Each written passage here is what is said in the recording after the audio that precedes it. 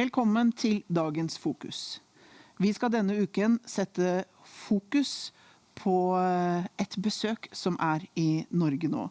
Itamar Marcus, som grunnlegger av Palestinian Media Watch, I disse dager, eller var I begynnelsen av denne uken her, på besøk I Norge. Han har vært invitert hos Israelsvennene på Stortinget, snakket med stortingsmedlemmer om nettopp dette heftet jeg sitter med I hånden her. Det heter Veikart for den palestinske autoritetsreform. Palestinian Media Watch har I 10 år eksistert for å avdekke indoktrineringen som skjer blant barn som vokser opp I de palestinsk styrte områdene vi snakker om, Gaza og på Vestbredden. 7. oktober 2023 kunne ikke ha skjedd uten at denne indoktrineringen over 10 år har foregått blant den oppvoksende generasjon. Noe som vi I Norge har vært med på å støtte. Etter 7. oktober så ser vi at antisemittismen har eksplodert. Vi ønsker ikke å kalle det antisemittisme I dag, vi kaller det antisionisme. Men det egentlig noe forskjell?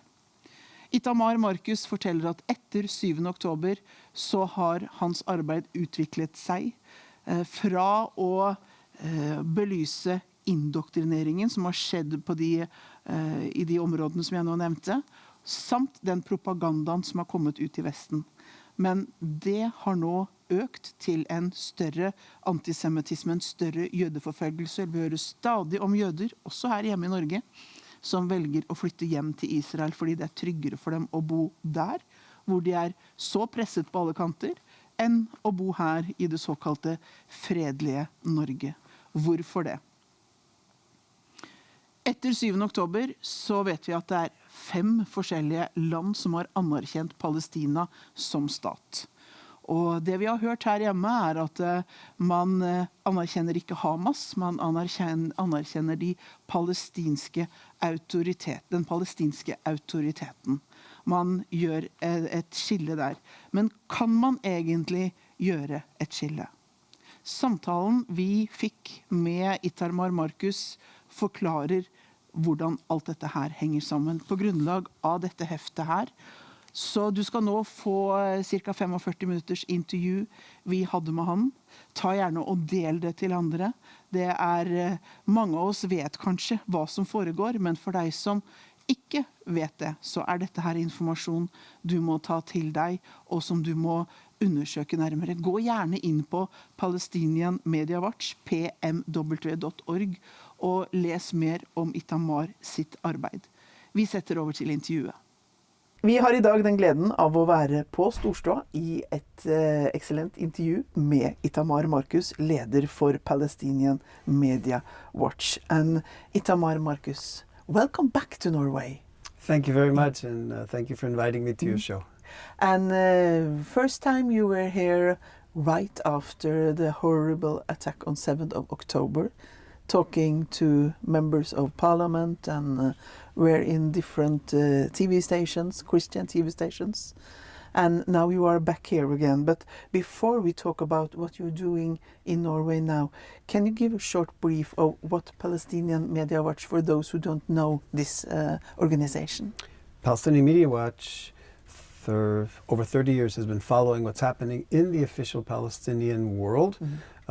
We use the media as a way of understanding what the leadership really wants. When they come to Norway, Yasser Arafat and Mahmoud Abbas, since then, they tell one story, and it's not the true story. And it's only by reading their school books, listening to their official television, listening to their speeches, that you know what the real message of the Palestinian Authority is. And that's why I've come here in the past, and that's why I'm here now, to let Norwegian leaders know what the Palestinian Authority is really about. And after 7th of October, you have expanded your ministry in the Palestinian Media Watch. For, as you said before that, it was exposing what's going on in those countries where indoctrination were going on. But there have been a shift after 7th of October. It's become even more urgent after 7th of October because The international community, either because of blindness or because of a prejudice, it's difficult to say, and in each country it's different, there is a tendency to see Hamas as the problem and the Palestinian Authority as a solution.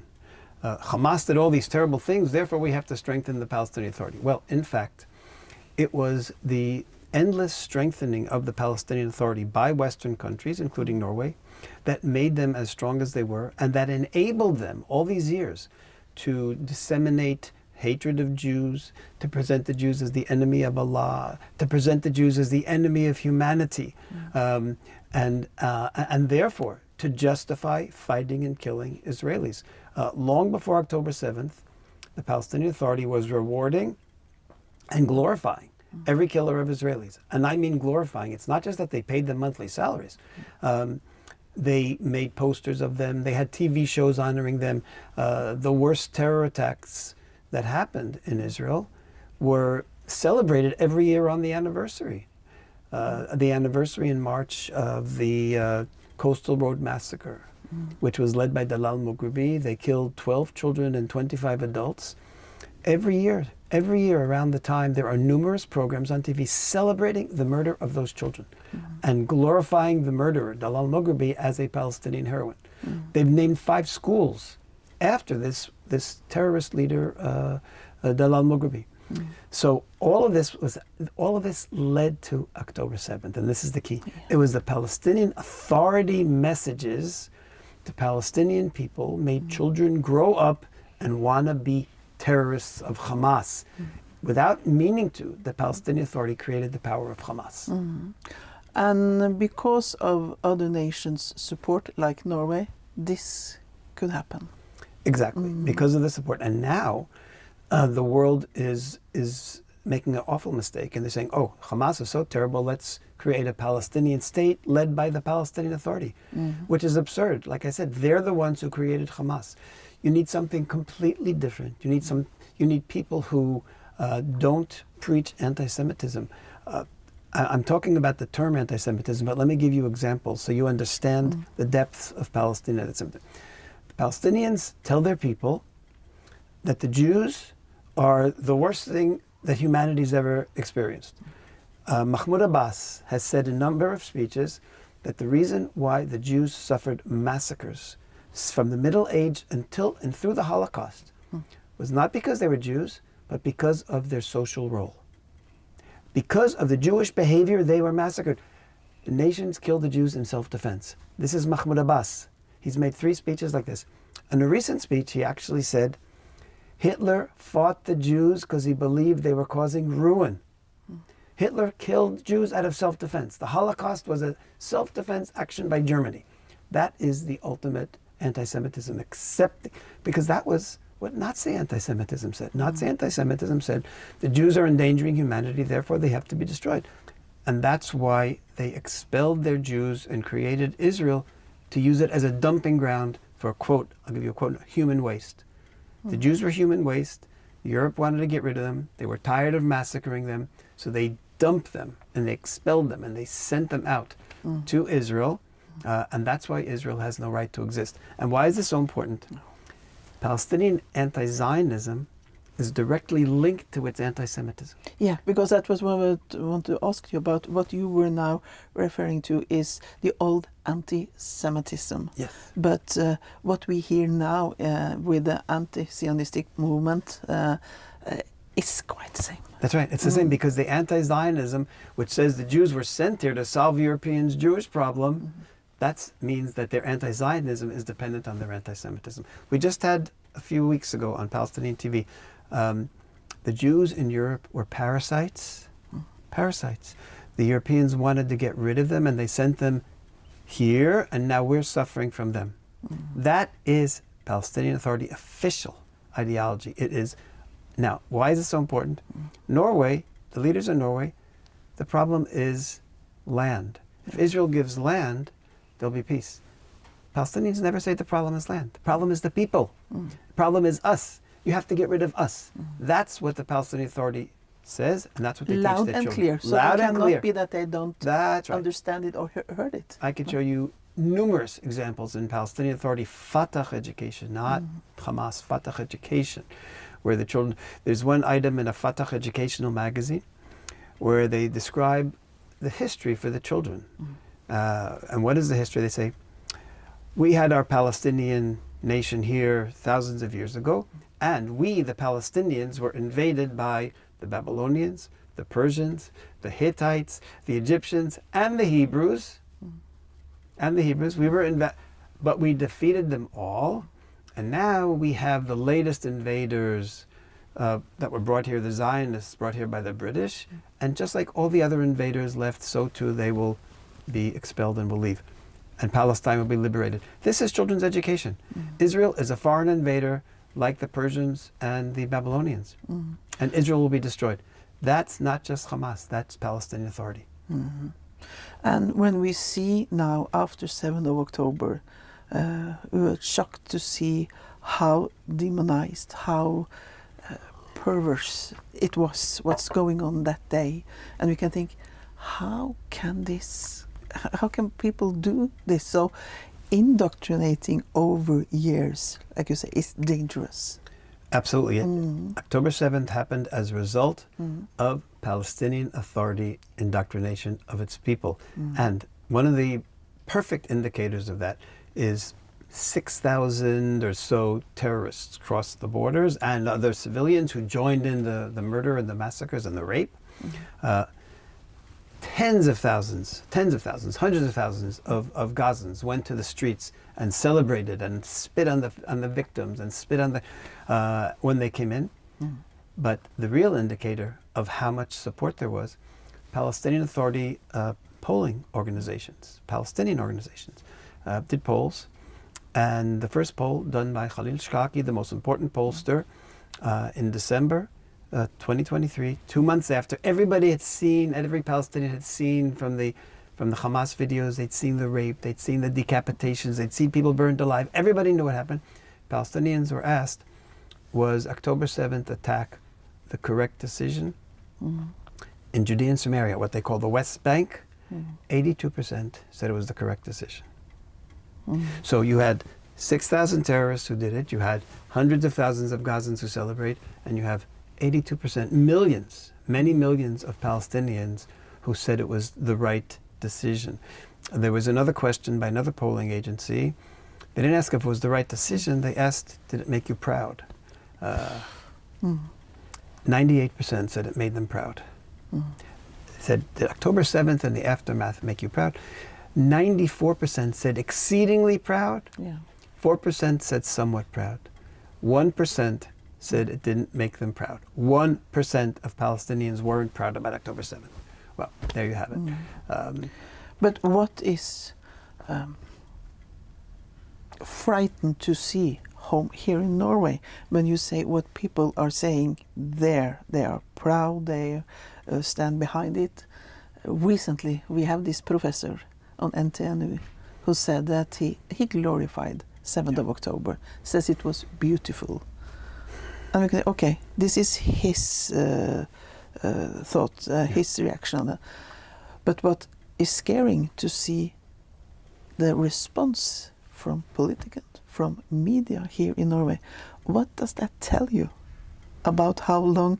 Because before I was thinking that what's going on with Gaza, in West Bank, is indoctrination. We are getting propaganda. But we are far more than propaganda here now what we recently have been seeing. And it's tragic when the media creates a filter from anything that ruins its narrative. Its narrative in the media here, unfortunately, the mainstream media, is that Israel is the evil country. Israel is doing genocide. Israel is doing terrible things. And they're not going to allow anything against that narrative. So I can't imagine any other, just even take the rapes, the many, many rapes that happened on October 7th and the horrific stories of the mass rapes. And it's just not even imaginable that any human beings, or certainly a professor, would publicly say that this was the best day of the century just because forget about the 1,100 who were murdered and families all wiped out. No one could get away with that. The silence, I said before, and what's causing this? And I said some of it is lack of information, some of it is blindness, but some of it might be prejudice. That the media, so you could say for a while and justify the media's attitude here as, okay, maybe they really don't know. Maybe they don't know that the Palestinian Authority says Jews are the most evil force in the world. But they all knew about the rapes. So when this happens, you say, okay, maybe there is an issue of prejudice here. Yeah. Maybe there's an issue of clear prejudice. I don't want to say anything bad about Palestinians. They can rape what they want. They can murder what they want. They can decapitate, burn families alive. I'm not going to talk about that. I'm not going to say that I'm not going to condemn someone for saying it's the best day. That's beyond willful blindness. That's in the level of prejudice already. And now, because when you are here now, you are talking to people in the parliament. You have been meeting the Friends of Israel. You were listed by the leader there, and you have an open door now to talk to them. And I'm also sitting here with this roadmap for Palestinian Authority reform. This is what you're traveling around with now. Can you tell me, when you are telling this into the parliament to people there, who are coming to hear you, listen to you, and what's the response? So first of all, a lot of members of parliament have, certainly those who support Israel, had a sense that the PA is quote-unquote inciting hatred. They had no idea of the depth. They have no idea of the examples. They have no idea that there are parallels between Nazi ideology and PA ideology. When the PA says that the Jews are the enemies of humanity, trying to subjugate all humanity, that is straight from Mein Kampf. And Mein Kampf and Hitler also talked about the extermination of the Jews.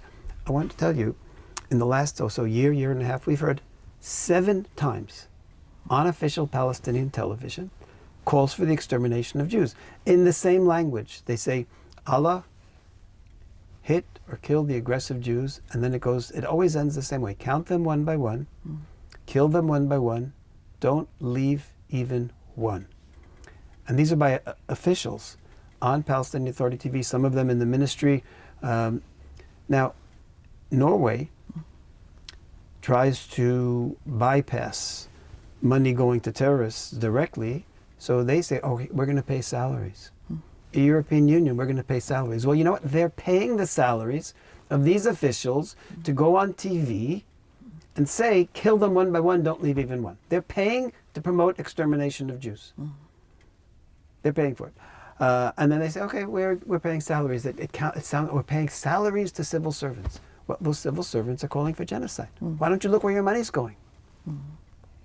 And when you give this information into politicals in Norway, what response are They're shocked. They're shocked because, again, they're familiar with the general problem, but the examples, the real examples, would blow people away. They had no idea how open it is. They say, oh, they're promoting hatred. It's way beyond. It's way beyond. Here, I'll give you an example.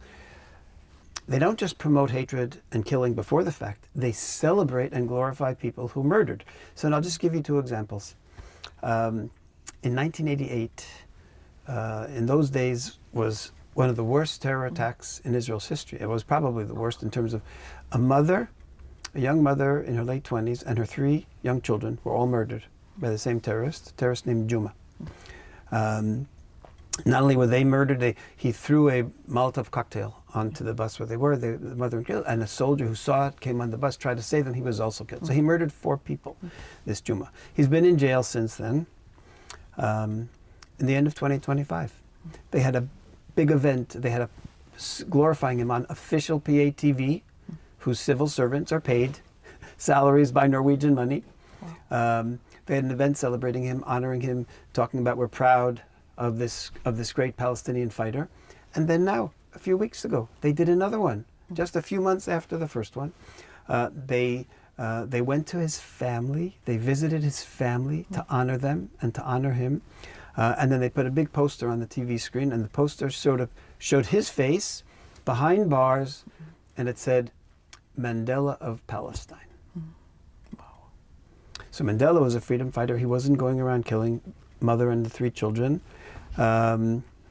And they're turning this mass murder, and this is right now. This is right now with, like I say, this is with foreign money. This is the salaries, the people who are running PATV, who are choosing this program, are there.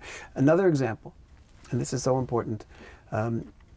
Israel had to release 2,000 terrorists from our prisons, including mass murderers, in order to get our more than 200 hostages released from prison. And the worst terrorists, Israel wouldn't allow to go to Gaza or Judea and Samaria. We said they had to go out. So they were sent to Egypt. Yeah. Well, they were put on a plane, they flew them to Egypt, or they went across the border into Egypt. When they got to Cairo, you know what happened the day after they arrived in Cairo? Mahmoud Abbas sent a special Palestinian leader down to meet them, and he made a speech on camera, and he said to you, "Oh, Palestinian heroes." Now, remember, these are the worst terrorists who Israel wouldn't even allow. Dozens of life sentences amongst them, dozens of murders, maybe hundreds of people murdered by them. And he calls them, "Oh, Palestinian heroes, I come with personal greetings to you from Mahmoud Abbas." So, terrorists, again, the flight was paid for by the Palestinian Authority with Norwegian money. The person who went down there is an official, a Palestinian official. He's on salary, civil servant, Palestinian money. Mahmoud Abbas himself gets a salary, Norwegian money, civil servant. All of this is happening. All of this glorification of murderers is happening. And I gave you two examples. We have hundreds of examples just in 2026, in the first few months. They have a special program called Giants of Endurance, which only glorifies terrorists. Only. Giants of Endurance. They glorify terrorists. And every week they interview people. They interview terrorists who've been released from jail. They interview families of terrorists who are in jail. It's all about glorifying terror. That's a regular program. Why is that on TV? Why doesn't Norway? Look what's happening with its money. And this is what we are supporting. Yes, yes. And people watch them, and children watch them, and then they go out and they kill, and they go out and they try to be martyrs. And it's all definitely the responsibility of the countries like Norway that are funding it. And since 7th of October, we were one of approximately 5 countries that recognized Palestinian as a state. Yes. It's is this prejudice? Is it willful blindness? Is it stupidity? How do you take a terror entity, and it's a terror entity, it promotes terror, calls for genocide of Jews, it glorifies terror, it rewards terror, and then you say, okay, this will be a state. What other terror entity is being turned into a state by Western countries? This isn't, Russia that's recognizing them, or China, or Iran. We're talking about Norway with its great liberal values. Yes. And what happened? It's liberal values everywhere, except when it comes to murdering Israelis. Then the liberal values are gone. And then we are talking about anti-Semitism on a very high level in Norway again. Yes. If you'll ask any of these leaders, they'll say, "Oh, of course not. I acknowledge the Holocaust every year, and I condemn it, and I say never again," and all of these meaningless terms that they use.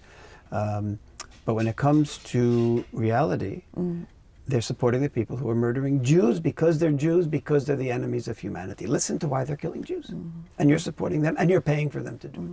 When we are hearing here in Norway that they recognize Palestinian as a state, and they are sending money to help, they say they are not supporting Hamas, but the Palestinian Authority. They split it. They don't mention Hamas at all. But you are sitting here and say that you can't do that. You absolutely cannot do that. No. Not to mention the fact that the Palestinian Authority still sends money to the Gaza Strip, to people who are on salary by the Palestinian Authority. The Palestinian Authority, before October 7th, 40% of its budget was going to the Gaza Strip before October 7th. A little bit less now, because a lot of the infrastructure is destroyed. But then was 40% of its money was going to Gaza. And where was it going? It was going into Gaza, disappearing. Hamas controlled everything, and they were using that money to build the tunnels. So the tunnels and the armaments and the rockets and everything that was built, and the buying of those Toyotas that became the vehicle of the attack, that was all done with money that was given to the Palestinian Authority, and then transferred from the Palestinian Authority to their workers in Gaza, and nobody was independent of Hamas. Hamas has ruled there since 2005. So Hamas was taking over this money, and every country that was funding the PA, it was definitely involved in October 7th. But when you are in Norway now, because now you're visiting the countries who have recognized Palestinian as a state, to inform them, and you have this roadmap for a Palestinian Authority reform. This is what you're showing. Can you give us a short brief of this map? Yes. So countries like Norway that have talked about recognizing a Palestinian state, every one of them, Australia, Canada, and France, all said the Palestinian Authority has to reform. The problem is, when they define reform, they primarily are talking about transparency, better democracy, less corruption. They're talking about administration. They're not talking about the essence. So what this report does, it defines in 10 categories what are the ideologies in the Palestinian Authority that led to October 7th and the overwhelming support for October 7th. And so the first one is the fundamental message, which I've just discussed, which is Palestinian demonization of Jews as the enemies of humanity, the enemy of Allah. They have to be exterminated. Second is that Israel has no right to exist because it's a European colonial implant to get rid of their Jews. And because they have no right to exist, Israel is destined to be destroyed. These are the first two fundamentals. Now, because of these two fundamentals, therefore, anything is legitimate. This is the foundation for Palestinian terror. Because Jews don't have a right to live, and Israel has no right to exist, we have a right to fight and to kill. And therefore they say that October 7th is legitimate under international law. Just literally a week ago, Mahmoud al-Abbas, who is Abbas's advisor on Islam, and he's head of the Sharia courts, he's the most important religious figure in the Palestinian Authority. He was asked about October 7th, and what did he say? First of all, we say about October 7th that resistance is legitimate. Everybody knows it's legitimate. Everyone says it's legitimate. He went on and on and on, over and over again, how October 7th was legitimate and legal. It was legal. And then he says, however, because of the results, it wasn't legitimate. In other words, killing, massacring, raping, that's legitimate because, again, because Israel has no right to exist and Jews have no right to exist, we had a right to do October 7th. But, so that is the second category, all of the things that develop. So first of all, it's the right to kill Israelis. And by the way, they claim the right to kill visitors to Israel as well. They've talked about people who've been killed in Israel as literally that was being done under international law because they were in Israel. And then we talk about the glorification of terror, which I just mentioned. Everything comes from those two. Israel has no right to exist. Jews have no right to exist. Therefore, you have a right to kill them. Therefore, you have the right to give terrorists a salary.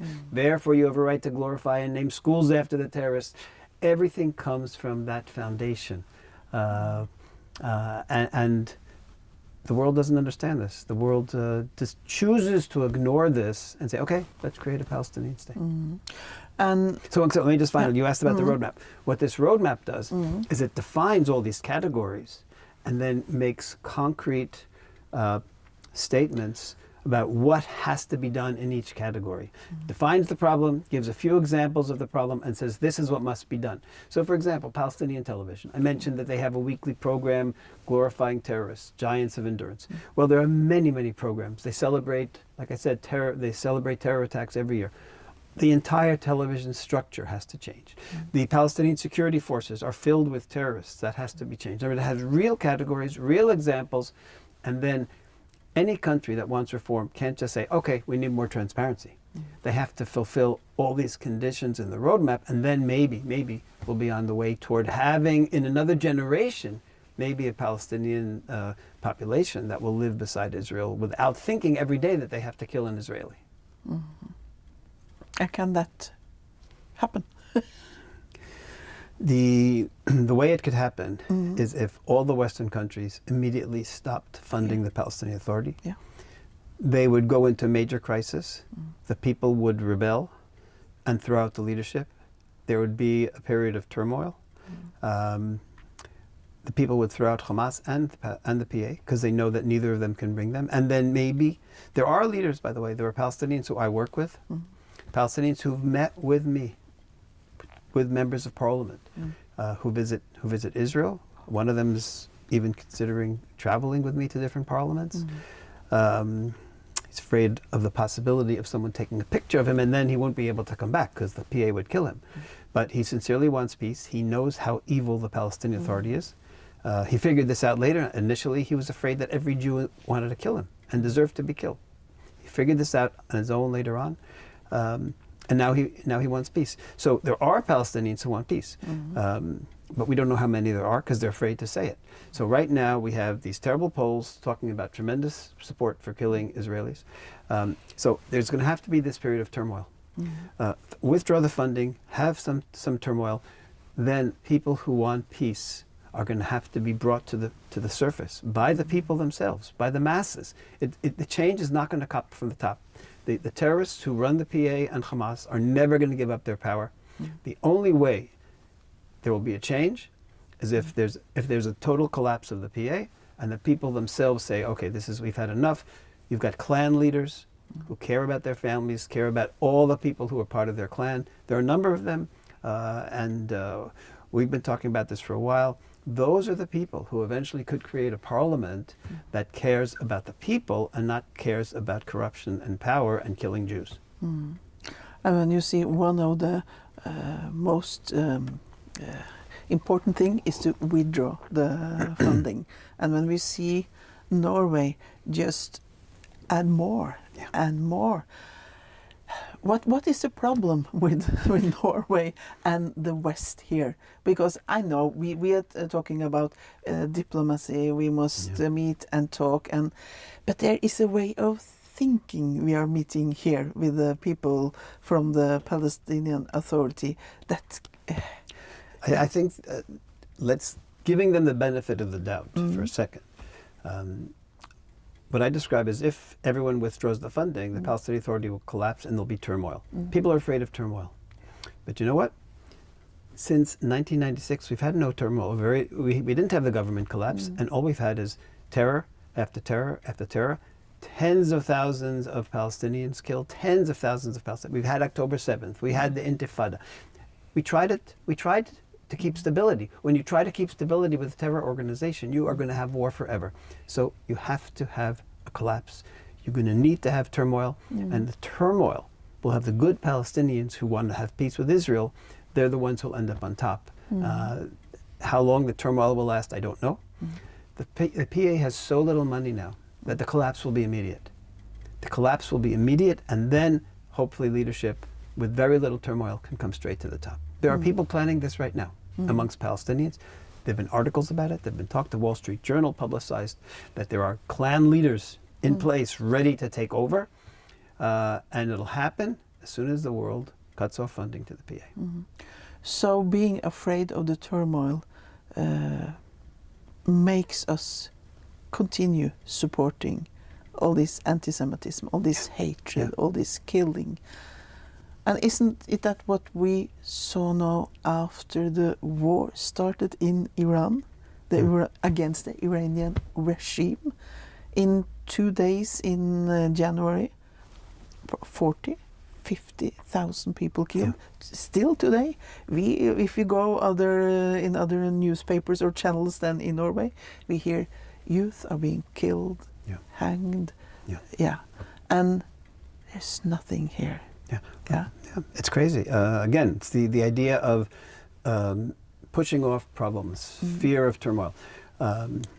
If Iran has a nuclear weapon, you can forget about Western civilization. They're not going to start dropping them all over the place. They will threaten. I call it nuclear blackmail. And if people don't listen, they will drop one. They won't give a damn. I hate to say it. They will drop one, and they'll say, okay, we dropped one in Washington or New York or wherever they choose to do it. And they'll say, okay, now Norway, you have to listen, you have to listen, you have to listen. The world will be Shia Islam. It sounds crazy, but you know what? Some people and some governments and some ideologies are just like this. I've written an article about the Iranian constitution. Just read what they say about themselves. It's not me saying I have spies looking at them. It's the same way I study Palestinian leadership, what they say. Read the Iranian constitution. The Iranian constitution talks about Shia Islam spreading out over all Islam and eventually subjugating every person on the face of the earth under Shia Islam. Every woman is going to be covered head to toe. Women won't be driving cars. A woman won't leave the house without their husband's permission. This is how they see the ideal world. Read their constitution. Look what they're planning. And that's what their raison d'etre is. That's what their purpose as a state, as an Islamic Republic of Iran. That's what they call themselves, the Islamic Republic. That's their official name. Their goal is not to make life better for Iranians. Their goal is to make life better for all humanity by forcing them to become Muslims like them. They write it, they believe it, they will do it. Don't give them the opportunity. They're building nuclear weapons. Stop it. If you have to have a small war now, and there's no such thing as good about war, but you know what? Had Hitler been destroyed in 1938, I'll tell you something very interesting. Had Hitler been destroyed in 1938, Britain, Chamberlain, they would have said, you know what? Till today, he would be condemned. He saved 90 million, 80 million lives of World War II. He would be condemned. Oh, you went to war against Hitler for no reason. He really wanted peace. He would have compromised it. Why did you end up, 20,000 Germans were killed because you went to war against Germany. That's what would happen. In other words, no leader ever gets praise for preventing a disaster, because the disaster never happened. No one, and that's what was necessary then. It would have cost some lives, but it would have saved tens of millions. Today, it's necessary. It's tragic. It's necessary to fight a war against Iran, to destroy this regime, period. This regime that wants to subjugate every person in this room and every person in Norway and everyone in the world. They have to be destroyed. It will cost, tragically, some thousands of lives, possibly, hopefully not, but it will cost some lives. But you're saving tens of millions. You're saving humanity by doing it now and not waiting till they have the bomb. For the argument for the Norwegian is to the diplomacy. Come to the table. Let's. That's what they said about Hitler too. But that will not save this. Of course not. No.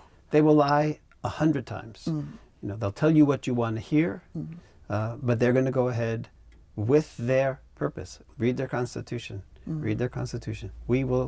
All the world will be enlightened by whatever their specific language is. But every single person, all of humanity, that's what they're all about. So if they lie to you, they'll lie to you. Don't believe them. Read what they really want.